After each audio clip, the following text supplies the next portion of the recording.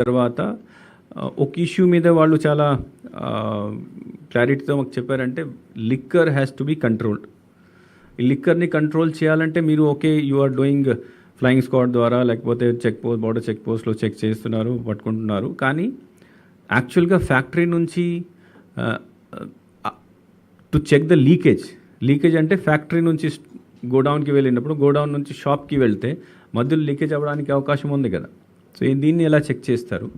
So వాళ్ళ direction ఇచ్చిన తర్వాత ನಾವು కొత్త సిస్టమ్ మనం పెట్టాము. ఒకటి, ప్రతి ఫ్యాక్టరీ అంటే ప్రతి డిస్టిలరీ ఎక్కడెక్కడ లిక్కర్ తయారవుతుందో, లిక్కరు, బియరు, ప్రైమరీ అంటే where alcohol ready extra neutral ఈ లిక్కర్ కోసం కావాల్సిన రా మెటీరియల్ తయారవుతుంది. అన్ని చోట్ల వాళ్ళ ప్రొడక్షన్ తర్వాత మూవ్మెంట్, అక్కడి నుంచి ఏం మూవ్మెంట్ అవుతుంది అది వెబ్కాస్టింగ్. రెండవది, ఆ ఫ్యాక్టరీ నుంచి ఏపీబీసీఎల్ గోడౌన్ వరకు వచ్చినప్పుడు జీపీఎస్ మానిటరింగ్.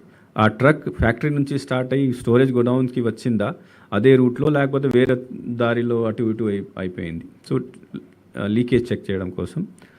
తర్వాత ఫస్ట్ టైం మనము ఇండియాలో కూడా ఇప్పుడు చేయడం లేదు, ఫస్ట్ టైం మనము గోడౌన్ నుంచి షాప్ లేదా బార్కి వెహికల్ వెళ్తుంది లిక్కర్ తీసుకొని. దీన్ని కూడా జీపీఎస్ మానిటరింగ్ కోసం ఆర్డర్ ఇచ్చాము.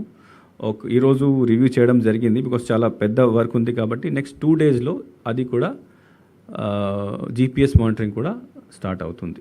సో ఈ జీపీఎస్ మానిటరింగ్ కూడా డిస్ట్రిక్ట్ లెవెల్లో చేస్తారు, సిఓ లెవెల్లో కూడా.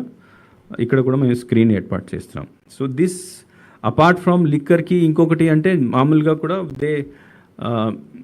స్టోరేజ్ లిక్కర్ గోడౌన్లో, తర్వాత లిక్కర్ షాప్స్లో ఎంత ఉన్నది, తర్వాత సేల్స్ ఎంత జరుగుతుంది, అది కూడా డైలీ మానిటరింగ్ డిస్ట్రిక్ట్ లెవెల్లో చేయడం జరుగుతుంది.